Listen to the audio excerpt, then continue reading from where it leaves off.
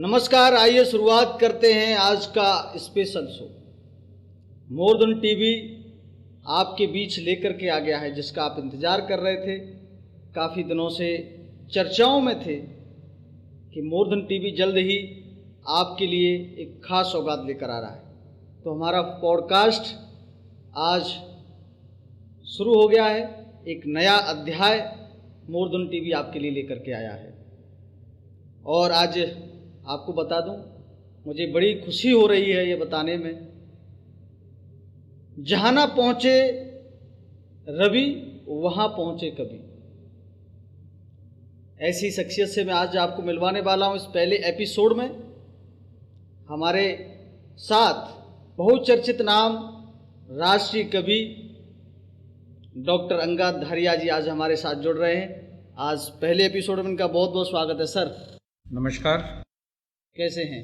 मैं एकदम बढ़िया हूं। और सबसे पहले तो मैं मोर देन टीवी को बहुत बहुत शुभकामना देना चाहता हूं कि हमारे आगरा शहर में एक इतना बहुत ही शानदार और अच्छे कार्यक्रम को प्रस्तुत करने वाले जिनका ओपनिंग हो चुकी है आपकी, मैं शुभकामना देता हूं। और मुझे अकिंचन को यहाँ आमंत्रित किया, इसके लिए आपको बहुत बहुत साधुवाद देना चाहता हूँ। सबसे पहले हम सवालों के साथ शुरुआत भी करेंगे और हम पॉडकास्ट की शुरुआत करेंगे क्योंकि हमारा एक नया अध्याय है। सर अभी शुरुआत करते हैं जी सवालों का सिलसिला। स्वागत। क्योंकि समय भी कम रहता है। जी सर, राजनीति से साहित्य में सम्मान कैसे आपको मिला? ये जो आप कवि हैं और साहित्य में बहुत आगे हैं, आपने बहुत महारत हासिल की है जी, लेकिन राजनीति में साहित्य से कैसे सम्मान आपको मिला? नहीं, एक्चुअली क्या है कि मैं बेसिकली आप बिलीव कर पाएंगे कि मैं अपने गांव के प्राइमरी सरकारी स्कूल में से शिक्षा शुरुआत की है। तो मैं प्राइमरी क्लास में पढ़ते हुए झंडा लेकर 15 अगस्त और 26 जनवरी पर दौड़ता था। सबसे आगे मुझे रखा जाता था। वो मेरे लिए सौभाग्य की बात थी। लेकिन मैं उल्टी सीधी कविताएं मैं दूसरी तीसरी क्लास से लिखना शुरू कर दिया था। जी सर। लेकिन मैं एक जो कवि के रूप में पहचान होती है उसे बनाने में मुझे देर कब लगी। मैं कई क्षेत्रों में कार्यरत जाने की इच्छा थी। मेरे पिताजी की इच्छा थी, जो मेरे पिताजी सेना में थे। बिल्कुल सर। उनकी भी इच्छा थी मैं सेना में जाऊं जी। और मैंने अप्लाई भी किया था और रिटन को क्वालिफाई भी किया था मैंने जी। लेकिन समय, वक्त और आपकी जो प्रकृति ने नियत कर बना रखी है, वो व्यक्ति उस पर ऑटोमेटिक न चाहते हुए पहुंच जाता है। जी जी। राजनीति में मैंने यूनिवर्सिटी में देखा और संभाषण अपने उन बुद्धिजीवी और ख्याति लब्ध नेताओं को सुना। जी। तब लगा कि लोग कहते थे कि नेता की परिभाषा ही बहुत अलग कर दी गई, जिसमें इस ब्रॉडकास्ट पे आपके मैं नहीं कह सकता। लेकिन इतना जरूर कहना चाहूँगा कि उस समय हमें एक बात दिमाग में बैठी कि नेता चंबल से निकल के क्यों आता है, नेता यूनिवर्सिटी से निकल के आना चाहिए। तो जब अच्छे लोग राजनीति से दूर हटेंगे तो निश्चित रूप से राजनीति में भ्रष्टाचारी, गंदगी और बहुत सारे तो सर आप देश में देख ही रहे हैं। हाँ, वही मैं कहना चाह रहा हूँ। चल रहा है। जी। तो इसलिए मैंने राजनीति के लिए रुख माना और मैं मात्र 26 साल की उम्र थी मेरी। जी। बंदूकटा क्षेत्र का 37 नंबर वार्ड हुआ करता था उस समय। जी। लोगों ने, आप यकीन कीजिएगा कि मुझे खुद आज सोचता हूँ कि आज मैं करोड़ों रुपए खर्च करूँ तो वो इस तरह का चुनाव मैं नहीं लड़ सकता। जी बिल्कुल। उस 89 के नगर निगम के चुनाव में जब मेयर रमेश खान लवानिया जी बाद में बने, जब हम पार्षद उनको वोट दिया करते थे, अब डायरेक्ट चुनाव होता है जनता से, तो उस समय मेरे पास बहुत सारे ऑफर्स थे कि पैसे इतने लेकर के आप वोट फलानी पार्टी को दीजिए, इसको दीजिए। हमारी जनता दल ने फैसला किया था कि हम बीजेपी के मेयर को समर्थन करें और हमने उस समय, आज लवानिया जी हमारे बीच में नहीं है, वो उससे अच्छा मेयर इस देश अभी नगर निगम को मिल नहीं पाया। मेरा सौभाग्य कि उनके मेयर के रूप में, अध्यक्ष के रूप में उस सदन का सदस्य रहा। मैं नजुल समिति विभाग का चेयरमैन भी रहा।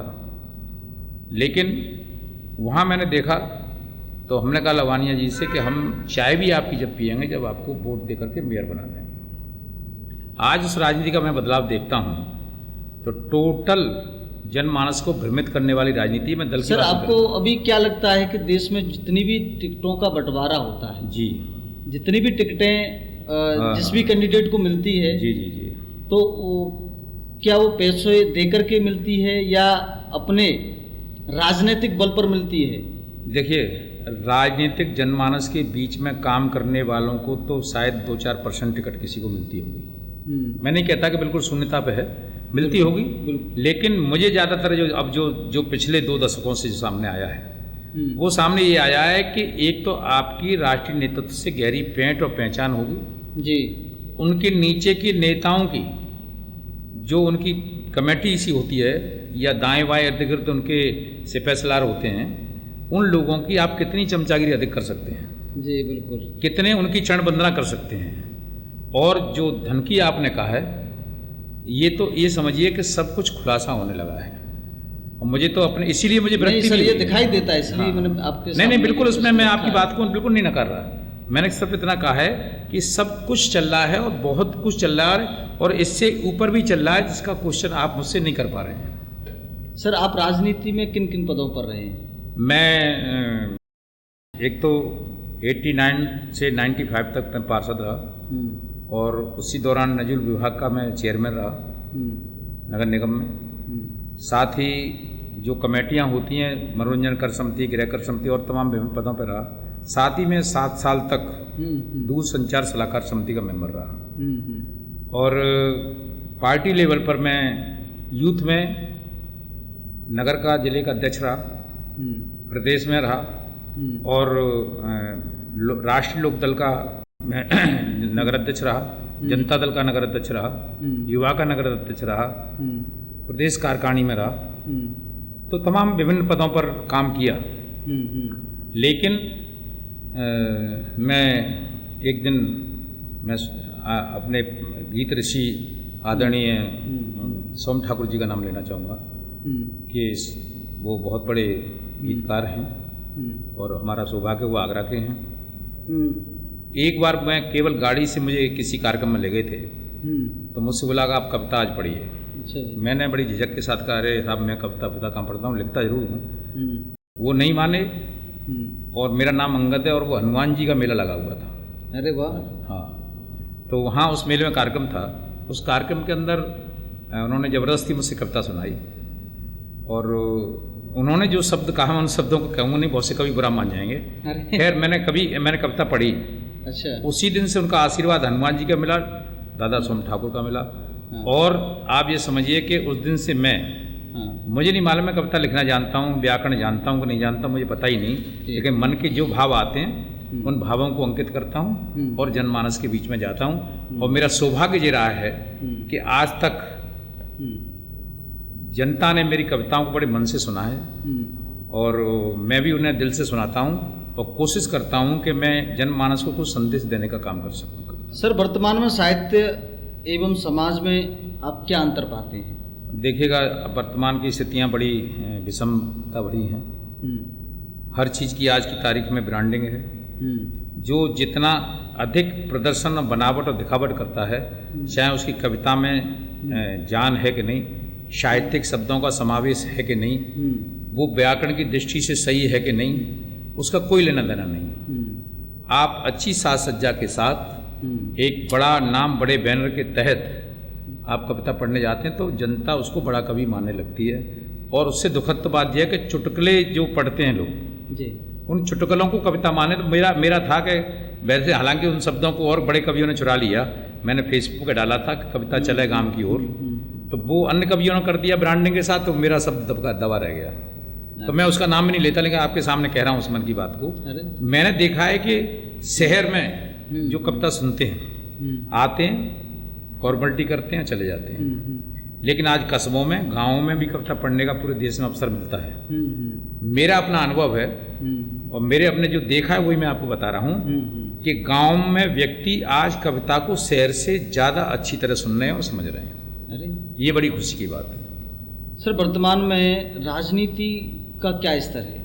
आप क्या देखते हैं राजनीति? देखिए, मैं राजनीति में मैंने भी प्रयास किया, MP MLA की टिकट मांगी हैं और कई बार नाम भी फाइनल हुए और कैंसिल हुए। मैं भी उन एक ऐसे कार्यकर्ता के रूप में दंश झेलता रहा जहाँ धनबल, जातिवाद और पहचान, चापलूसी, चरण वंदना और वंदना इन सब को मिला करके जो व्यक्ति इन गुणों में पारंगत हो जाएगा टिकट वही ले आता है। बाकी लोग कार्यकर्ता जो जनता के बीच में काम करता है, जनता का विश्वास जीतता है।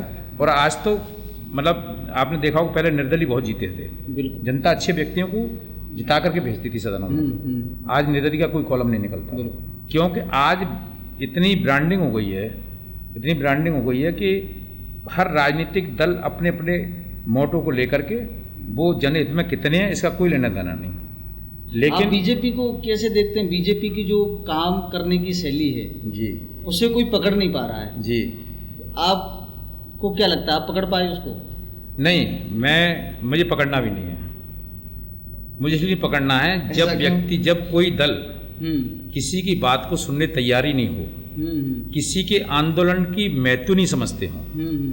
आप किसान आंदोलन को लेके लीजिए, जनमानस की जो भी मांग आदमी रखता है उन मांगों को आंदोलन को लेकर देखिए, केवल उसके बदले में उन्हें पुलिस के डंडे मिलते हैं, दुत्कार मिलती है और मुकदमे मिलते हैं। जब जनमानस हमने पुराने अगर हमारा इतिहास LIO से देखेंगे तो हमने इतने आंदोलन किए हैं।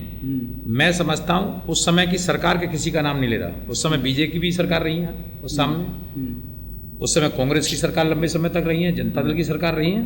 किसी दल में किसी कार्यकर्ता की आवाज को रोका नहीं जाता था। अधिकारी और नेता या मंत्री या मुख्यमंत्री या कोई भी पद पर बैठने वाला व्यक्ति जो संवैधानिक पद पर बैठे हैं वो बड़े प्यार से सुनते थे हमको और उस पर कार्रवाई भी होती थी।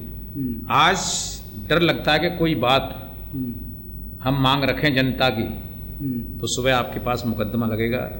ये स्वाभाविक नहीं है, ये सच्चाई है। जी सर, आगे मैं सवाल लेना चाहूँगा। कुछ ऐसे सवाल हैं जिनको आपको फटाफट जवाब देना है। जी बिल्कुल। और सबसे पहला सवाल सर है, राजनीति में किस पार्टी को पसंद करते हैं? बीजेपी, कांग्रेस, सपा, बसपा, राष्ट्रीय लोकदल? वैसे मैं राजनीति में ज़्यादा सक्रिय नहीं हूँ उस वक्त, लेकिन मैं समाजवादी पार्टी का एक सामान्य कार्यकर्ता और सदस्य भी हूँ। इसलिए स्वाभाविक है समाजवादी पार्टी पसंद आई जब मैं उसमें हूँ, क्योंकि अपना घर सबको अच्छा लगता है और मुझे भी अच्छा लगता है। समाजवादी पार्टी में क्या विशेषताएं आपको अच्छी लगती है? नहीं, एक तो धर्मनिरपेक्षता जिसकी अन्य दल अलग अलग परिभाषा निकालते हैं। कोई भी राजनीतिक दल किसी एक धर्म, एक जाति या अपनी मनमानी पर नहीं चलती। सत्ता का, शक्ति का अर्थ ये नहीं है कि हम जनमानस पर अत्याचार करें। और मैं समाजवादी पार्टी को नेताजी मुलायम सिंह, चौधरी चरण सिंह जी मेरे आदर्श हैं। मैं इसलिए मानता हूं कि हमेशा मजदूर और गरीब की बात रखी गई है। राजनीति में बहुत कुछ विषमताएं आती हैं, बहुत कुछ दल बहुत कुछ चाहते नहीं कर पाते हैं, लेकिन कुल मिलाकर आज भी चौधरी चरण सिंह के सिद्धांतों पर चलने वाले व्यक्ति आज भी ईमानदारी का काफ़ी हिस्सा जीवन में जीते हैं। सर, अभी हमने देखा है समाजवादी पार्टी के ऊपर आरोप लगे हैं जी, जिस प्रकार से समाजवादी पार्टी के राज्यसभा सांसद रामजीलाल सुमन जी, उन्होंने राज्यसभा में राणा सांगा के ऊपर कुछ टिप्पणी की। जी। उसके ऊपर काफ़ी विवाद भी देश के आपको पता ही है किस प्रकार से जो है अभी तक हंगामा चल रहा है। जी। तो क्या महापुरुषों का अपमान करने के लिए समाजवादी पार्टी को लाइसेंस मिला? नहीं, समाजवादी पार्टी कभी किसी का अपमान नहीं करती। अभी महाराणा प्रताप जी की जयंती पर अखिलेश जी ने मतलब सभी क्षत्रिय महासभा वहाँ मौजूद नहीं। अभी राणा सांगा के ऊपर उन्होंने विवादित बयान नहीं और उसकी कार्रवाई से भी उसको ट्वीट किया गया। उन्होंने जो भी कहा वो चैप्टर नहीं। इस बात पे मैं केवल इतना कहना चाहूँगा, वो किसी भी महान पुरुषों का कोई किसी को अधिकार नहीं है कि उनको वो तो सबके कोई जाति विशेष का नहीं होता। मेरा इस पर ज़्यादा नहीं बोलना, इतना जरूर बोलूँगा कि इस पर जितना जो विवाद हुआ है वो विवाद नहीं होना चाहिए। और क्यों नहीं होना चाहिए कि जब सदन से कार्रवाई से निकाल दिया गया तो निश्चित रूप से वो चीज़ जब हटा दी गई है तो उसमें विवाद नहीं होना चाहिए। वो जो लोग कर रहे हैं अपने तरीके से अपनी भावनाओं के, जिन लोगों की भावनाओं को ठेस पहुंची है, देखिए आज की तारीख में देखो मैं उनको भी ऐसा नहीं करना चाहिए। उनको भी संविधान की तरह मगर आंदोलन करें। देखिए ये जरूरी नहीं है अपनी बात को रखें, लेकिन सुनिए आप किसी के घर पर जाकर तोड़-फोड़ करेंगे, हाँ ये उचित नहीं है। मैं उससे उचित नहीं मानता, मैं भी किसी पर हाँ उचित नहीं मानता। और दूसरा ये भी नहीं मानता कि आपको ये जरूरी नहीं है कि मैं आपकी हर बात से सहमत रहूं, मैं मेरे वक्तव्य से आप सहमत हूं, अपने अपने विचार हैं। लेकिन मुझे लगता है कि मेरे विचारों से असहमति है तो आप उसे संवैधानिक रूप से रख सकते हैं। शासन प्रशासन इसीलिए होता है कि आपकी किसी ने गलत किया है, बना के रखें, बिल्कुल बिल्कुल, और धैर्य के साथ काम करना चाहिए। और वैसे तो ये विवाद जब भी खत्म हो जाना चाहिए जब सदन की कार्रवाई से निकाल दिया गया था। सर अगला सवाल, देश में बेहतर नेता कौन, नरेंद्र मोदी जी, राहुल जी, ममता जी? नहीं, देखिए मैं अपने अपने दल के लेकर बात कर रहे हैं, लेकिन मैं अगर नेता के रूप में राष्ट्रीय नेता की बात करूंगा तो मैं राहुल और अखिलेश जी को पसंद करता हूँ जी। आप किस पार्टी से चुनाव लड़ना चाहेंगे, बीजेपी, सपा, राष्ट्रीय लोक? वैसे मैं बिल्कुल अब चुनाव लड़ने की स्थिति में नहीं हूँ, और वर्तमान जो फिर भी अगर आपको मौका मिलता है, यदि अवसर कोई पार्टी आपको, नहीं मैं किसी पार्टी में नहीं है। अगर समाजवादी पार्टी मुझे टिकट देगी तो मैं चुनाव लड़ने का प्रयास करूँगा। एक देश एक चुनाव होना चाहिए, आप क्या मानते हैं? देखिए इसमें मैं एक सेकंड आपका इसलिए लेना चाहता हूँ। हाँ बिल्कुल, बिल्कुल कहने में तो बहुत अच्छा लगता है, कहने में बहुत अच्छा लगता है कि एक देश एक नेशन वन इलेक्शन, है ना, लेकिन इसकी जो व्यवहारिक व्यवस्था है उन व्यवस्थाओं को आप अच्छी तरह मुझसे बेहतर समझ सकते हैं। जी बिल्कुल। वार्ड सदस्य, क्षेत्रीय सदस्य, जिला सदस्य, जिला पंचायत सदस्य, नगर पंचायत का सदस्य, नगर परिषद का सदस्य, नगर महापाल का सदस्य और नगर निगम का सदस्य। अभी तो प्रदेश में और ब्लॉक प्रमुख और उनके अध्यक्ष, इस तरह करके लगभग मैं समझता हूँ, वही काउंटिंग करके तो नहीं बता सकता, लगभग 10 से 15 तक चुनाव होंगे, तो जिसमें एमपी एमएलए में छोड़ दिया। अभी प्रदेश में एक चुनाव होता था, ब्लॉक प्रमुख को जो है जी क्षेत्र पंचायत सदस्य चुनते हैं जी, और जिला पंचायत अध्यक्ष को जिला पंचायत सदस्य चुनते हैं। जी। अब उसके लिए प्रस्ताव केंद्र को भेजा जा चुका है। जी। उत्तर प्रदेश। हाँ, इसका मैं स्वागत करता हूँ, चुनाव जो है इसका मैं स्वागत करता हूँ, और निश्चित रूप से वोटिंग से होना चाहिए, बिल्कुल मतदान से होना चाहिए। मतदान हाँ पब्लिकली होना चाहिए, और जैसे हमारा आगरा का पहले मेयर का चुनाव पब्लिकली नहीं होता था, हमारे समय में हमने वोट दिया है, उसके बाद में ये जनता से चुनाव हुआ। पैसा और भ्रष्टाचार तो वहाँ भी रहता है, लेकिन बहुत तक रोक लगती है इस भ्रष्टाचार पे। अन्यथा ब्लॉक प्रमुख के लिए, नगर निगम के अध्यक्ष के लिए, चेयरमैन के लिए, महापौर के लिए, जिला पंचायत के अध्यक्ष के लिए इतने पैसे अमाउंट खर्च होता है, मुझे कहने में कोई गुरेज नहीं है कि वो व्यक्ति हारे या जीतेगा वो अपनी पूर्ति के लिए भ्रष्टाचारी करेगा, हारेगा वो अपनी जमीन जायदाद होकर के सड़क पर खड़ा होगा। इसलिए इस प्रस्ताव को मैं स्वागत करता हूँ कि पब्लिकली चुनाव होना। जी सर, बिल्कुल। अगला प्रधानमंत्री किसे देखना पसंद करेंगे, नरेंद्र मोदी जी या राहुल जी? मैं देखिए, आपने 2 नाम लिए हैं, लेकिन मैं तीसरा नाम जोड़ना चाहूँगा, राहुल जी और अखिलेश यादव। इन दोनों में से कोई। अच्छा, देश में जो बाबा पर्ची निकाल रहे हैं, कोई मरे हुए को प्राण डाल करके जिंदा कर रहा है, आप इसे क्या मानते हैं, पाखंड या चमत्कार? देखिए, भारत में हम बहुत सी चीज़ों को जो चमत्कार है नहीं, उन्हें चमत्कार की संज्ञा दे देते हैं। और जहाँ तक मेरी अपनी मूल वृत्ति है, मैं पाखंडों के, क्योंकि मेरे पिताजी सेना में थे, पहले बता चुका हूँ, वो पाखंड से बहुत दूर रहते थे, और यही सिखा के गए हैं वो हमें। वही वक्तव्य मैं आपको देना चाहता हूँ कि जितने बाबा हैं, जो भक्त साधना में हैं, जो भक्त, उससे क्या हुआ है कि जो बाबा जेल में पड़े हैं, जिन पर बलात्कार के आरोप लगे हैं, जब उनकी कलई खुलती है तब जनमानस को होश आता है, तब तक हम बहुत कुछ लुट चुके होते हैं। कोई ऐसा शक्ति नहीं बनी कि कोई पर्ची खोलकर ये बता दे कि तुम्हारा ये भविष्य है। एक मनोविज्ञान के तहत हम आपके चेहरे से, मैं बता सकता हूँ आपको कि आप खाना खा के आए हैं कि भूखे हैं। मैं बता सकता हूँ कि आपके चेहरे पे चिंताओं की लकीर हैं, और जो सामान 7-8 सेटअप हैं जिसके तहत वो आदमी उसमें जीवन उलझा रहता है, उन्हीं का लाभ लेके मतलब साधु नहीं है वो, साधु अलग चीज़ है, साधु तो अलग चीज़ है। ये ढोंग रच करके जो पर्चियों का कर रहे हैं, मैं इसका सख्त विरोधी हूँ। इससे जनमानस के आने वाली पीढ़ी में अकर्मणता का जो प्रभाव आएगा ना, वो आगे वाले समय पर दिखाई देगा कि हम ऐसे बाबाओं को बढ़ावा दे करके जनता के भ्रम फैलाने की स्थिति पैदा कर रहे हैं, और जिन पर रोटी खाने को पैसे नहीं थे, आज करोड़ों अरबों खरबों में खेल रहे हैं। आप उत्तर प्रदेश के मुख्यमंत्री योगी आदित्यनाथ जी को क्या मानते हैं, संत मानते हैं या कर्मयोगी मानते हैं? हाँ, नहीं, कर्मयोगी, वो तो योगी है, तो कर्मयोगी का मतलब नहीं होता है। नहीं, बीजेपी कहती है, उन्होंने कहा है कर्मयोगी तो अब कर्म तो अब कर रहे हैं ना, वो संत भी हैं और कर्मयोगी भी हैं। देखिए, संत वो हैं, इसमें नहीं मैं कोई दो राय नहीं है। लेकिन चूंकि वर्तमान राजनीति में भारतीय जनता पार्टी ने, जबकि मैं एक चीज़ जरूर कहना चाहूँगा कि जो संत थे या विशुद्ध साहित्यकार थे, मैं तो साहित्यकार हूँ ही नहीं, मैं तो उल्टे सीधे भावों को लेकर के मंचों पर कविता पढ़ता हूँ, लेकिन ये दोनों ही एक राजा पर अंकुश लगाने वाले थे। जो चाहे किसी मठ के मठाधीश हों, शंकराचार्य हों, योगी हों, जो भी हैं, वो अगर राजा शासक कहीं जनता के प्रति गलत कर रहा है, गलत निर्णय ले रहा है, तो उसे अंकुश लगाने के लिए अपने भावों और शास्त्रों के अनुरूप उन्हें बताया जाता था कि आप गलत रास्ते पे हैं।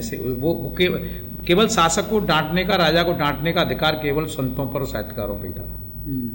लेकिन मुझे नहीं लगता कि जो संत भी हो और प्रशासनिक या शासक का भी काम करें तो तालमेल मुझे उचित सा नहीं लगता है। बाकी तो योगी आदित्यनाथ जी का सम्मान है, प्रदेश के मुख्यमंत्री में मैं भी सम्मान करता हूँ। प्रदेश के मुख्यमंत्री हैं और ऐसे बड़े प्रदेश के मुख्यमंत्री, हाँ कुछ निर्णय उनके ऐसे हैं जिनको, जैसे मैंने अभी तारीफ की इसकी जनता से चुनाव वाली, और भी कुछ ऐसे निर्णय हैं जिनको मैं निष्पक्ष रूप से, भले ही मैं किसी दल में काम करता हूं, लेकिन जो सही है। लेकिन हाँ, मैं संत को राजनीति में रहना अच्छा नहीं मानता। राजनीति में आगे किस पार्टी के साथ जुड़ना आप चाहेंगे? नहीं, मैं तो ऑलरेडी मैंने बता चुका हूँ ना, मैं सदस्य हूँ समाजवादी पार्टी में जुड़ना चाहेंगे। ठीक, आप किस प्रकार के कवि सम्मेलनों में जाना पसंद करते हैं? देखिए, पहले तो मैं कोशिश करता हूं कि अगर सबसे पहले तो विद्यालयों में जो कार्यक्रम बच्चों को होते हैं, आप जानते हैं कि शिक्षा के क्षेत्र में एक कॉलेज ठाकुर तेज सिंह इंटर कॉलेज और महाविद्यालय में प्रबंधक भी हुआ, और बच्चों के प्रति आपको ध्यान होगा, शायद आपके ज़माने में था कि नहीं था, बाल सभाएँ होती थी। बाल सभा में बच्चे अपनी कविताओं को सुनाया करते थे। अच्छा जी। और उससे एक निकल के आती थी कि सांस्कृतिक रूप में कौन बच्चे का इंटरेस्ट है, कौन उसी रुचि रखता है, जिसको आने वाले समय पर उसको उस क्षेत्र में भेजने का काम किया जा सके। आज नई शिक्षा पद्धति ऐसी आ गई है जिसमें साहित्य का कोई स्थान ही नहीं रहा है, और मैं उसमें नहीं जाना चाह सकता इसके क्या लाभ हैं, क्या लाभ नहीं है, क्या नुकसान। मैं एक बात जरूर कहना चाहता हूँ नई शिक्षा नीति के ऊपर कि इसमें धीरे धीरे जो संपादन समितियाँ बनती हैं, जो उनकी शिक्षण समिति बनती हैं, जो पुस्तकों का निर्णय करती है कौन किसका सिलेबस में कौन रहेगा, हमारे पुराने बड़े बड़े जो प्राचीनतम 500 वर्ष से पूर्व, मैं नाम किसी का इसलिए लेना चाहूँगा कि मुझे नहीं लगता कि मैं उनका नाम लूँ, वे बहुत बड़े साहित्यकार हों, उसमें चाहे कबीर हों, तुलसी हों, रहीम हों, सूरदास हों, राहुल सांकरत्यन हों, जयशंकर प्रसाद, बहुत सारे मतलब नाम हैं, सुभद्रा कुमारी चौहान हों, महादेवी वर्मा हों, जो भी हैं, सूर्यकांत त्रिपाठी निराला जी हों, लेकिन आज उनको धीरे धीरे सिलेबस से निकाल करके ऐसे ऐसे नए नए साहित्यकारों को जोड़ा जा रहा है जिनको कोई न तो कविता है उसमें, न समाज को कोई संदेश है। अब ये क्यों हो रहा है, ये काम हम कह ही सकते हैं, लेकिन ये काम शासन और प्रशासन का है, तो वो इनको देखना चाहिए, ऐसा मेरा उनसे निवेदन भी है। कवि हैं कुमार विश्वास जी, आप उनको क्या मानते हैं? कवि मानते हैं? मेरी कोई नहीं, देखिए कुमार विश्वास जी कथावाचक मानते हैं, क्योंकि वो कथा वो जो कुछ भी कर रहे हैं वो आपके सामने है, चाहे वो कथा के रूप में हो, कवि के रूप में, अन्य चीज के रूप में हो, वो आपके सामने है।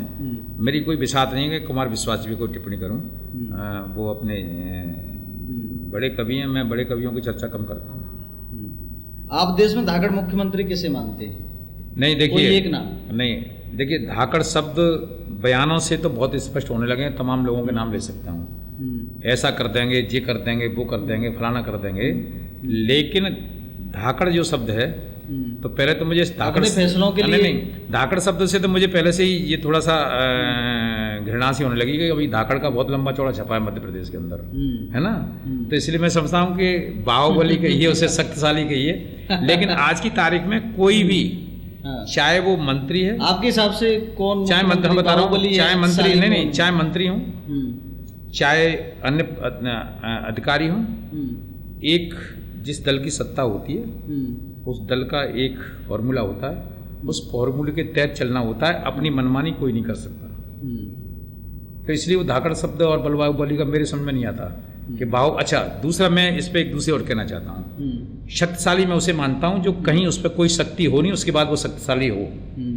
हम पद प्राप्त कर लेते हैं, संवैधानिक पदों पर आ जाते हैं, कलम में ताकत हो जाती है, तो वो अपने आप ही शक्तिशाली हो जाता है, उसको क्या धाकड़ कहना, बिल्कुल, है ना।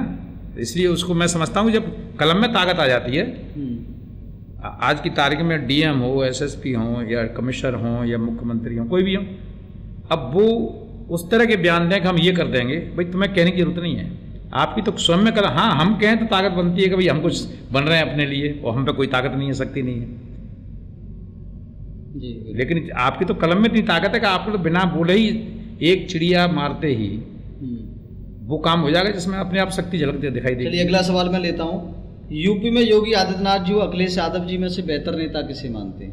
नहीं, हमारे तो नेता अखिलेश जी ही हैं, उसमें मैं और किसी को बेहतर कैसे मान सकता हूँ। हाँ, वो अलग बात है कि अपने पदों पर रहते सभी अपने देश समाज के लिए काम कर रहे हैं। आप कवि हैं, इसके अलावा आप राजनीति में भी हैं जी, और काफ़ी लंबे समय से आप साहित्य के साथ राजनीति से जुड़े हुए हैं जी जी। इसके अलावा भी कुछ आप और कुछ पसंद हो आपको जो आप हमारे दर्शकों के साथ साझा कर सकें? नहीं, मैं तो केवल इस बात से बेथती भी रहता हूँ कि जहाँ शासन प्रशासन में बदलाव आए हैं, समय काल परिस्थितियाँ ऐसी आई हैं कि बनावट और दिखावट का दौर चल रहा है, ब्रांडिंग का समय चल रहा है, लोग अपनी शक्ति से अधिक बोलने का समय चल रहा है। और लेकिन मैं सबसे एक ये संदेश देना चाहूँगा कि जिस तरह से राजनीति में भ्रष्टाचारी या अन्य ऐसे विषमता अपवाद आए हैं जिन्हें मैं मुंह से नहीं कहना चाहता, जनमानस से जरूर कहना चाहता हूँ कि यदि आप उन्हें ईमानदार देखना चाहते हैं तो आप भी ईमानदार बने। मुझे एक परमादरणीय हमारे बीच नहीं है, बलबीर सिंह रंग, बहुत बड़े देश के कवि गीतकार हुए हैं, उनकी पूरी कविता तो नहीं मालूम मुझे, लेकिन मैं इसलिए कहना चाहता हूँ, आपने राजनीति के लिए कहा है, जो पता हो, हाँ जो आप हमारे, हाँ नहीं, वो तो मैं अपनी कविता दो बताऊंगा आपको, हाँ, लेकिन मैं वो मुझे ध्यान आगे इसलिए कहना पड़ रहा है, हाँ नहीं, उनकी कविता ये थी कि उन्होंने व्यंग किया कि हम जो सत्ता और शासन से जो ईमानदारी चाहते हैं, मानता हूँ कि उस ईमानदारी पे हम ज़्यादा अंकुश लगाने की स्थिति में जनमानस नहीं होता है, उसे न तो कानून की अधिक जानकारी होती है, न करने की या विरोध करने की शक्ति क्षमता नहीं होती, और लेकिन जो लोग जानते हैं वो चुपचाप बैठे हैं। चाणक्य ने कहा कि राजा भ्रष्टाचारी हो, व्यभिचारी हो, किसी भी तरह का हो, लेकिन तथागत बुद्धिजीवी उससे ज़्यादा दोषी हैं कि वो उस अत्याचार को चुपचाप सहन कर रहे हैं बुद्धिजीवी होते हुए। तो जनता के लिए उन्होंने कहा, इस चुनाव पर एक उन्होंने संदेश दिया, ये व्यंग कहा कि जब व्यक्ति बड़े पद पर पहुंच जाता है चुनाव जीत करके, तो वो कहता है, उन्होंने कविता लिखी, रंग जी ने, आदरणीय परमादरणीय रंग जी ने लिखा, बलबीर सिंह जी ने, कि बड़ी मुश्किल से मिली है कुर्सी, इसको तोड़ डालूंगा, बड़ी मुश्किल से मिली है कुर्सी, इसको तोड़ डालूंगा, पर्दे फाड़ डालूंगा कि शीशे फोड़ डालूंगा। उनके कविता का भाव था कि मैं उसको वैसे बताना चाहता हूँ कि जब मैं वोट मांगने गया तो पब्लिक ने वोट डालने के अमूल्य मत को अमूल्य नहीं दिया, वहाँ के ठेकेदारों ने साड़ियाँ लेकर के, शराब की पेटियाँ लेकर के और धन लेकर के, कितने पैसे दे जाओ और सारे हमारी बस्ती के 2000 वोट तुम्हारे पक्के हैं। अच्छा, हाँ, बलबीर सिंह रंग जी की कविता पढ़ रहा हूँ, उनको बता रहा हूँ, उन्होंने भाव लिखा था उस कविता के अंदर कि जब मैं कीमत आपको चुका करके, बहुत सुंदर भाव है, मैं जब कीमत चुका के आ गया हूँ, जी बिल्कुल, जब मैं कीमत चुका के आ गया हूँ तो फिर आप मुझसे कहने के अधिकारी नहीं है कि आप पर्दे क्यों फाड़ रहे हैं। पर्दे फाड़ने का मतलब मैं भ्रष्टाचारी करूँगा, ऑफिस को शीशा तोड़ने का मतलब है मैं विचार करूँगा, जो कुछ भी करूँगा, चूँकि मैं अपने अमूल्य मत का आप कीमत ले चुके हैं, उसे मूल्य बना दिया, अमूल्य को मूल्य कर दिया आपने। जब मैं कीमत चुका ही चुका हूँ तो भ्रष्टाचारी करने मुझे कौन रोक सकता है। तो मैं ये कहना चाहता हूँ कि शासक भी सुधरेंगे, अन्य प्रतिनिधि भी सुधरेंगे यदि जनमानस भी अपनी ईमानदारी पर आए। वाह, क्या बात है, ये मेरा कहना है जनता से। सर, आखिरी सवाल इसमें लेना चाहूँगा, देश का सबसे अच्छा कवि कौन है मौजूदा समय के अनुसार? देखिए, साहित्यकार में जैसा आपने अभी शुरुआत में कहा कि मेरी बिसात नहीं है, ये मेरा अपना विचार रहता है कि झाड़ू लगाने से लेके और देश के बड़े सर्वोच्च पद पर बैठने वाले व्यक्ति को मैं समान रूप से देखना चाहता हूँ। वो अलग बात है, उसके प्रोटोकॉल में बहुत सारे व्यवस्थाएं होती हैं। मानव होता है, कविता रचना धर्मी जो भी है साहित्यकार, चाहे वो 2 पंक्ति लिख पाया है या 200 लिख पाया है या 200 किताब छपवा पाया है, मैं समझता हूँ मैं इसमें कवियों में बड़ा भेदभाव करने की स्थिति में नहीं हूँ। सभी माँ सरस्वती के उपासक हैं और जनमानस के लिए उनकी आवाज़ बनकर कविता के माध्यम से जनता के बीच में है। अभी बीच में एक बात छूट गई कि जो आपने कहा कवि समय कैसे, मैं कहा ना कि मैं गाँव में जब जाता हूँ तो मैं देखता हूँ कि वहाँ लोग ज़्यादा अच्छे से सुनते हैं और कस्बों में भी बहुत अच्छी तरह सुनते हैं। अभी आपके ही ग्रामीण पत्रकार एसोसिएशन का भी कार्यक्रम खैरागढ़ में हुआ था, मैं वहाँ गया था।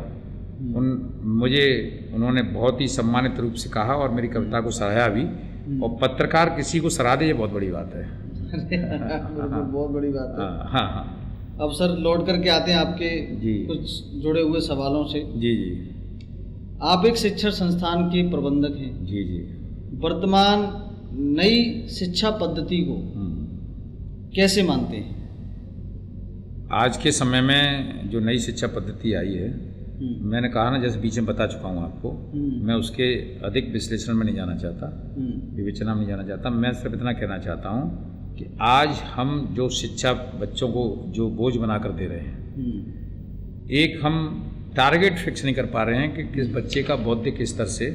आपने अखबार में देखा भी होगा, बड़े हायर कंपटीशन में केवल लिखित में नहीं माना जाएगा, व्यक्ति का व्यक्तित्व और उसका संवाद करके पता लगा जाएगा व्यक्ति शासन प्रशासन की सेवा करने में किस तरह सक्षम रह पाएगा, केवल कलम से ही नहीं, बिल्कुल बौद्धिक स्तर, उसका निर्णय लेने की क्षमता क्या है। इस तरह का एक आया था, मैंने अखबार में पढ़ा था। इसी तरह मैं चाहता हूँ कि शिक्षा में हम शारीरिक शिक्षा से लेकर के सामाजिक शिक्षा से लेकर के बौद्धिक क्षमता का एक अलग से शिक्षण संस्था, जैसे पहले हम पढ़ते थे एनसी वैदिक में हाई स्कूल में, तो शून्य पीरियड लगता था जिसमें नैतिक शिक्षा का पाठ पढ़ाया जाता था। आज नैतिक शिक्षा का अभाव है और नई जो जितने भी मैं समझता हूँ नई शिक्षा पद्धति नहीं, जितने भी नए नियम आ रहे हैं, नई पद्धतियाँ लागू हो रहे हैं, उनमें भारत की संस्कृति का कोई स्थान नहीं रह गया है। बिल्कुल सर, एक सवाल और है आपसे। जी। कभी आप किसी सम्मेलन में गए हैं? कभी कोई सम्मेलन, बहुत बड़ा सम्मेलन लगा है कहीं बाहर आप गए? जी। और कभी जो है अपने साथी कवि के साथ जी पहले बोलने को लेकर के कोई झगड़ा हो गया हो, और या कभी ऐसा होता है कि वैसे तो मैंने आप गुस्से में आ गए हो? जी हाँ। कोई ऐसा एक इंसिडेंट आपके साथ कोई घटना ऐसी घटी हो, ये कोई जो दर्शकों को आप जो है एक रोमांचक आप बता सकें? ये जो प्रश्न आपने किया है मेरे दर्शक ये जानना चाहते हैं। जी बिल्कुल, मैं दर्शकों को बताना चाहता हूँ। कभी है तो नहीं, दर्शकों को बताना चाहता हूँ। और मुझे आपने ये प्रश्न किया है, निश्चित रूप से मुझे घटना याद आ गई है। अब वो है क्या कि वैसे तो कहीं भी किसी कवि सम्मेलन में ऐसा नहीं हुआ, लेकिन मैं समझता हूँ ये लगभग 17 की बात है। राजा खेड़ा में एक हमारे देवेंद्र परमार करके एक शहीद हुए थे, उनकी प्रथम पुण्यतिथि पर, और जो बेटी उसके लिए ब्याही थी तो बहुत ही समझदार और प्रबुद्ध बेटी है, और उसका संभाषण सुन के मैं गदगद हो गया था। उसके राजा खेड़ा में कार्यक्रम हुआ, और राजा खेड़ा मेरी मूल तहसील भी है, राजस्थान पड़ता है राजा खेड़ा, अपने है तो नज़दीक ही लगा हुआ। तो उस कार्यक्रम में मैं उन कवियों का नाम लेना तो उचित नहीं समझता, लेकिन उसमें क्या नाम है उनका, बिट्टा साहब, जो जिनको जिंदा शहीद की उपाधि है, जिन्हें 17 बार बमों से उन्हें टारगेट, उनकी टांगें नहीं हैं, वो पता नहीं कैसे बच पाए हैं, ये भगवान ही जानता है। तो वो उसके चीफ गेस्ट से, जो उनको गैर सुरक्षा श्रेणी थी, शायद 22 सुरक्षा श्रेणी थी, तो बहुत सारे लवादा था उनके साथ। तो उस समय मुझे जानबूझ के वहाँ के स्थानीय कवियों ने जानबूझ के उनका अपने मन में वैमनस्यता रही होगी, तो एक कवि लड़के को खड़ा करने के बाद मुझे बुला दिया, जबकि मुझसे जूनियर बहुत सारे कवि थे। अच्छा। हाँ, लेकिन कभी कभी ऐसा होता है कि हम जिसके विषय में उल्टा सोचते हैं वो भगवान उसका सीधा करता है। केवल मेरी कविता हुई, और मेरी कविता हुई तो उन्होंने जानबूझ के 12 मिनट का समय दिया, और 3 मिनट बाद उन्होंने, एक कवि थे वरिष्ठ हैं, उनका नाम क्या लूँ, उस समय मैंने उनसे कहा कि आपने 12 मिनट का टाइम दिया, मुझे 3 मिनट हुए हैं, अभी मेरा गीत ही नहीं समझेंगे। वहाँ की जनमानस ने लठ तक उठा लिया और उस कवि को मारने के लिए तैयारी कर दी। अरे लेकिन उन्होंने कहा कि नहीं, ये तो बहुत बड़ी घटना हो गई कि इसका। हाँ नहीं, उन्होंने लठिया लेके खड़े हुए बुजुर्ग, नहीं लोग तो गाँव के वैसे भी निकल जाते हैं। नहीं, उन्होंने कहा भाई ऐसे कोई पसंदीदा कवि हो और उसका अपमान हो, नहीं, जब सामने तो नहीं, मेरी कविता तो जो थी वो जैसी उनको पता नहीं, मैंने अच्छा पढ़ा कैसा पढ़ा, देश के समर्पित मेरा गीत पढ़ा, तो लेकिन वहाँ एक बुजुर्ग खड़े हुए लठिया लेके, उन्होंने कहा कौन रोक रहा है लल्लू, पढ़ तू कविता। अच्छा, हाँ, तो ये कौन से दौर की बात है? ये 2017 या 18 की बात है ना। अच्छा, तो वो लोगों ने मतलब भरोसा किया। उस समय थोड़ा सा मुझे अपना आक्रोश आया, और जब मैंने बाद में कहा कि राजनीतिक मंच नहीं है, तो मैं बताता आपको, राजनीतिक मंच पर कोई बदतमीजी करे, ये साहित्य का मंच था, और एक देश के युवा शहीद जिसके मतलब वो बेटी 4 माह की गर्भवती थी जब वो शहीद हुआ। सर ऐसी घटना तो लगातार, तो मैं बिल्कुल शांत रहा, लेकिन बाद में नीचे मंच से उतर करके उन कवियों से जरूर मैंने कहा कि अब कभी वैसा कभी सम्मान होता वो अटक के देखना, तब इस जो मैं अपने सात्विक भाव से जीने का प्रयास करता हूँ, जीता हूँ ईमानदारी के साथ। सर तो कवियों के बीच में भी नेपोटिज्म चलता है? बिल्कुल, बहुत ज़्यादा। मैंने महसूस किया है। हाँ। नहीं, चाहने वाले नहीं, जैसे बॉलीवुड में नेपोटिज्म के नहीं, बिल्कुल हर क्षेत्र से कोई अछूता नहीं है, और मैं समझता हूँ कि इस कवि क्षेत्र में बेबाकी से कहना चाहता हूँ, कोई किसी से मैं कभी लालच में कोई कविता नहीं पढ़ता, और न इसमें करता हूँ कि सब फलाने का नाम इतना बड़ा है तो उसके साथ कविता पढ़ के मैं बड़ा कवि हो जाऊँगा। मैं अपने आप में जो 2 शब्द पढ़ लेता हूँ समर्पित जनता को, तो जनता से बड़ा मैं किसी को मानता ही नहीं। जिसको जनता पसंद करेगी उसमें बड़े ब्रांडिंग से क्या हो रहा है? सर हमारे दर्शक भी काफ़ी समय से इंतजार कर रहे हैं, काफ़ी सवाल जवाब हो रहे हैं। जी, और दर्शक इंतजार कर रहे हैं कि इतने बड़े कवि आए हैं हमारे इस मंच पर, जी, और अभी तक कोई साहित्य की कोई जो है कोई कविता या ऐसा कुछ जो है दर्शक हमारे इंतजार कर रहे हैं, सुनने के लिए बेताब हैं। तो सर कुछ भी जो है आप सुनाना चाहें हमारे दर्शकों को? बस तो मैं एक कबीर जी को संबोधित करते हुए मैं नित्य प्रतिदिन एक दोहा डेली फेसबुक पर डालता हूँ जी, लेकिन मैं ज़्यादा आपका समय नहीं लेना चाहता। कभी विशुद्ध रूप से कवियों का कार्यक्रम की आप सर दर्शक इसको तो सुनना चाहते हैं, इसको तो हाँ मैं सुनाता हूँ। दर्शक चाहते हैं कि आप, नहीं तो पहले तो मैं आपकी मैं कोई आपकी प्रशंसा में नहीं कहना चाहता जी, और चूँकि मैंने ये मोर देन टीवी जो आपके जो यहाँ जो मेरा ये साक्षात्कार आप ले रहे हैं, मेरे इजाज़त तो मेरा मन है कि एक मुक्तक पहले मैं आप दोनों ही राजपूत जी और आप राहुल चौहान जी आपके लिए सौंपता हूँ जी, क्योंकि आपका जो भाव स्वभाव मैं देख रहा हूँ तो वो मंच पर मेरी पंक्ति काफ़ी पसंद की जाती है, तो और आज मैं महसूस भी कर रहा हूँ, तो वो पंक्ति मैं अभी एक मुक्तक सुनाता हूँ, फिर एक जनमानस के संदेश का मुक्तक सुनाता हूँ जी, और मेरी विधा भी है वो जी।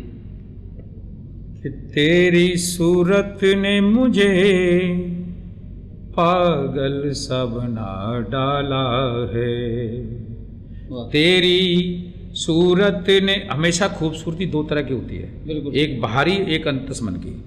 अब बाहरी है जो उसे सोने पर सुहागा, आप दोनों का सौंदर्य का जो मैं वर्णन करना चाहता हूँ, लेकिन जो अंतस की जो आपकी सीरत है वो शब्द बदलता हूँ मैं जी सर। कि तेरी सीरत ने मुझे पागल सा बना डाला है जी, तेरे एहसास ने चंदन सा बना डाला है सर, और मैं तो जीता ही रहा यूं ही फकीरों की तरह, मैं तो जीता ही रहा यूं ही फकीरों की तरह,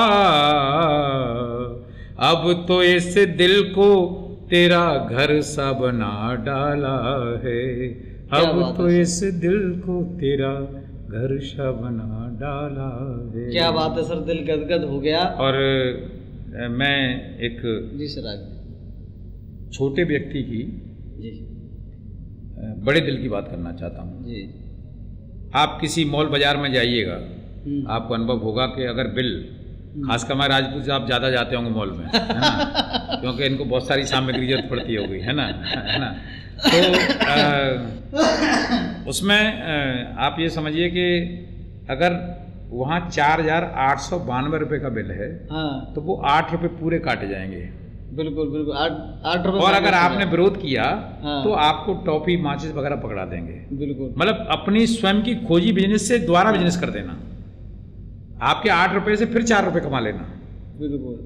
और जो गरीब के रूप में मैंने एक ठेल ढकेल को संकेत के रूप में लिया है, हाँ, ठेल ढकेल बेचने वाले, मूंगफली बेचने वाले को, चना बेचने वाले को, हाँ, हाँ, वो व्यक्ति क्या कहता है, हाँ, क्या कहते हैं। लेकिन हम क्या करते हैं, हमारा समाज क्या करता है कि हम 1-2 रुपये उसके उछालते हैं उसके ऊपर और कहते हैं चल भाई 2 रुपये के चने दे, 2 रुपये की मूंगफली दे। और जब तक बेचारा छोटे तराजू से तौलता है वो, तब तक 1 रुपये के तो हम उसके खा गए होते हैं। अरे ये स्थिति आप देख, अगर मैं गलत नहीं कहता, ये तो देखा है ना आपने। बिल्कुल, बिल्कुल। और ये भी देखा होगा कि कभी ठेल ढकेल के पास हमारा मूंगफली चने खाने का मन ये तो होता सर है। हमारे साथ भी हुआ है, कभी हम भी खड़े होते तो हम भी जो मूंगफली खाते हैं ना, उठा करके उसको, ये स्वाभाविक हो गया है। हाँ। और वो जो है कभी हम जेब टटोलने लगते हैं ऐसे। वो मूंगफली बेचने वाला समझ जाता है, चने बेचने वाला समझ जाता है कि बाबूजी के पास खुले पैसे नहीं होंगे, तब वो कहता है बाबूजी ले जाओ, अगर जरूर इच्छा हो रही है तो पैसे बाद में आ जाएंगे। और वो मुक्तक में संदेशात्मक आप उससे अच्छी तरह समझ पाएंगे, मुझे ज्यादा भूमिका की जरूरत नहीं है। सुनिए जी बिल्कुल। कि बेचूं चना जोर गरम, बेचूं चना जोर गरम, खाओ आओ बाबूजी, बेचूं चना जोर गरम, खाओ आओ बाबूजी, चाहो तो न पैसा देओ लेके जाओ बाबूजी, चाहो तो न पैसा देओ लेके जाओ बाबूजी। और शुद्धता की गारंटी है जाऊ और बाऊ लोग। शुद्धता की केवल पैकिंग नहीं है, यहाँ के सुंदर पैकिंग दिखाई हो, माल सड़ा सड़ा निकला उसमें। जी जी कि शुद्धता की गारंटी है जाऊ और बाऊ लोग, किंतु अपनी बोली में सुधार लाओ बाबूजी, किंतु अपनी बोली में सुधार लाओ बाबूजी। सर और आज हम क्या कर रहे हैं राहुल जी? जी राजपूत साहब, मैं ये कहना चाहूंगा कि आज हम जी क्या रहे हैं। वर्तमान समय काल परिस्थिति का ऐसा दौर आया है कि इस दौर में जो व्यक्ति शांति भी चाहता है वो भी शांति नहीं ले पा रहा है। बिल्कुल। इतना व्यस्ततम हो गया है कि चलता कहीं है, जाता कहीं है, मोबाइल कहीं से आता है, पहुंचता कहीं है। सर आजकल लोग मोबाइल में ज्यादा, हाँ, मैं वही बताने जा रहा हूँ कि हो क्या रहा है। हाँ। लेकिन ऐसा नहीं है, हम अपने कुछ महत्वाकांक्षाओं में, अपनी जरूरतों में थोड़ी सी कटौती करना सीखें, सामान्य जीवन जीने का प्रयास करें, तो हम जीवन में शांति भी बहुत कुछ ला सकते हैं। सर बिल्कुल। तो मैं उस पर मैंने पंक्ति 2 लिखी, वो सुनाना चाहता हूँ। जी सर बिल्कुल। कि जिंदगी को छोड़े भाग दौड़ में लगे। हम जिंदगी कहाँ जी पा रहे हैं? हाँ सर अभी आ रहा हूँ, सर भेज दिया मैंने। हाँ सर अभी, बस 1 मिनट सर। वो 10 किलोमीटर दूर है, लेकिन क्या कह रहा है? 1 मिनट सर। अब सुनिए कि जिंदगी को छोड़े भाग दौड़ में लगे, रात दिन घटाव गुणा जोड़ में लगे, रात दिन घटाव गुणा जोड़ में लगे। क्या बात है। और 2.5 आँख भूले क्यों कबीर के वो हम, और 2.5 आकर पढ़े, 2.5 आकर प्रेम का पढ़े सो पंडित हुए। बिल्कुल सर। के 2.5 आँख भूले क्यों कबीर के वो हम, और खुद को, जो बेचैनी का कारण बता रहा हूं, कि खुद को भूल दूसरों की होड़ में लगे। खुद को भूल, अपने अस्तित्व को मिटा करके बड़ा बनना चाहता है व्यक्ति, तब बनना चाहता है। और कविता सुनाने का तो बहुत मन है, लेकिन चूंकि एक समय सीमा का है, और कभी आप सुनना चाहेंगे तो फिर सुनाएंगे। हर विधा पे मैंने लिखने का प्रयास किया है, लेकिन एक चलते चलते एक दुआ सुनाता हूँ कि वर्तमान परिस्थितियाँ। सर बिल्कुल बिल्कुल सर। हम हमारे दर्शक सुनिएगा, मैं मन नहीं कर रहा है आप जाने का, लेकिन हाँ सुनिए। सहेज लो तुम्ही ये मेरे रच गए जो गीत रे, ठहर जाओ लौट आओ चले आओ मीत रे, ठहर जाओ लौट आओ चले आओ मीत रे। प्रेम की पराकाष्ठा पढ़ता हूं कि लोक से अलोक बन मैं निहारता रहा, नीत नेह संपदा तुझ पे बारता रहा। और करने को मैं क्या नहीं कर सकता, लेकिन क्यों नहीं कर पाया जी सर। कि अर्थ का अनर्थ हो ऐसा मैं न कर सका, न विभाव थे जो तेरे आज क्यों न भर सका। माना कि मैं हार गया हूं, लेकिन उस हार का और आपकी जीत का अंतर क्या है? बिल्कुल। मैं गया हूं हार किंतु तेरी कैसी जीत रे। ठहर जाओ लौट आओ चले आओ मीत रे। ठहर जाओ। और आप क्या स्थान रखते हैं मेरे लिए सर? क्या क्या हो कि सुन मेरी ओ प्राण वायु, रक्त की हो तुम धमन, क्या हुआ यह पुराद ऐसा कर रहे हो तुम गमन। और तेरे जाने से केवल मैं ही व्यथित बेचैन व्याकुल नहीं हूं, संपूर्ण वातावरण क्या कर रहा है सर?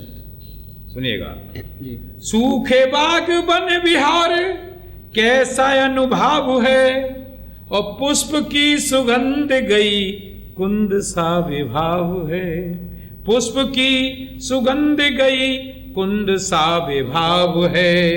और आज व्यक्ति अपने आप को पारंगत क्यों समझता है? कैसे समझता है? कैसे समझता है सर? जी, पुष्प की सुगंध गई कैसा अनुभव है, और भाव के विरुद्ध चले, भाव के विरुद्ध चले कैसी नई रीत रे। ठहर जाओ लौट आओ। गीत लंबा है, कभी सुनाएंगे आपको, लेकिन मैंने अपने ये बानगी के रूप में इस गीत का सुनाया है।